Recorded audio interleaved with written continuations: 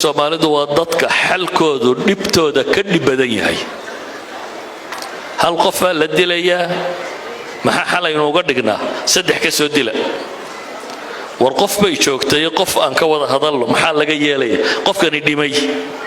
tii allaaba timo la dil maxaa xal ah waxa xalayn shan reer hebel loo dilo kuwa kalena maxay xal hayaan shan bay naga dilanay toban loo dilo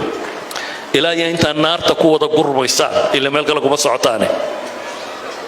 reeruhu waxay rabaan inay naarta buuxiyaan qolana qolada kale inaan ka boos badanin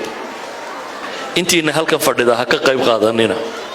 inta warkan meel uu ka maqlaysana waxaan leeyahay bal waxaad isku daydaa ma ilaahay baa kula weyn mise bini'aadamka kula weyn ma ilaahay warku ku yiri baa kula weyn mise aadanuhu warku sheegayo wuxuu doonaba ku sheego ayaa kula weyn